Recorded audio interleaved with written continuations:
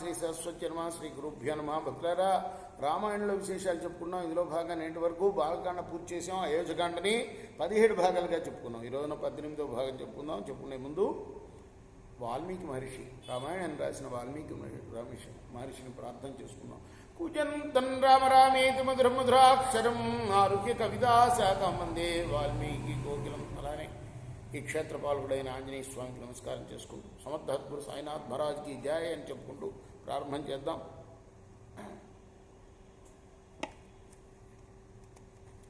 మందర దుర్బోధ చేస్తుంది కైకేయికి. ఆ విషయంలో ఉన్నాం మనం. భరతుణ్ణి అనుసరిస్తూ అతని వశంలో ఉండే శత్రుఘ్నుడు కూడా భరతుడితో కలిసి వెళ్ళిపోయాడు. లక్ష్మణుడేమో రాముణ్ణి ఆశ్రయించినట్లుగా శత్రుఘ్నుడు భరతుని ఆశ్రయించి ఉండేవాడు కదా. శత్రుఘ్నుడైనా ఇక్కడ ఉంటే భరతుడి యొక్క అభివృద్ధి కోసం ప్రయత్నించేవాడు.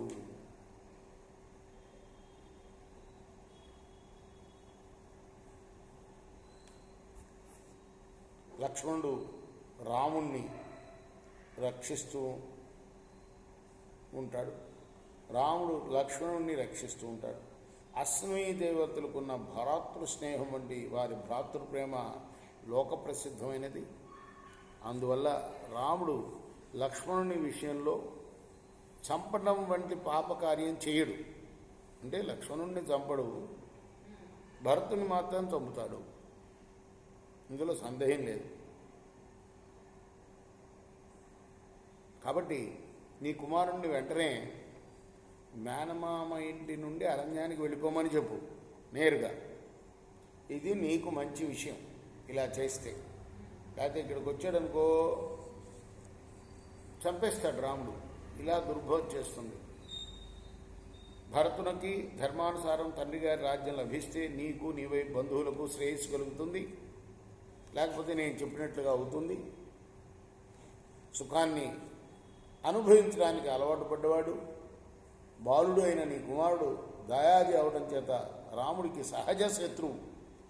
తన ప్రయోజనాన్ని సాధించుకుంటంలో విఫలుడైన ఆ భరతుడు ప్రయోజనాన్ని సాధించుకునే అభివృద్ధిలో ఉన్న రాముని వశంలో ఎలా ఉంటాడు చెప్పు.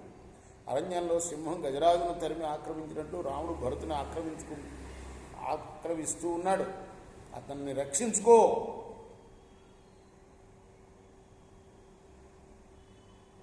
నీ సౌతి అయిన కౌసల్య నీపై పగ తీర్చుకుంటుంది. ఎందుకంటే ఇంతకుముందు నువ్వంటేనే దశరథుడికి ప్రేమ ఎక్కువ కదా, ఆ పగ ఉండుంటుంది. ఇప్పుడు రాముడు రాజు అవడంతో ఆ పగ తీర్చుకుంటుంది సుమా.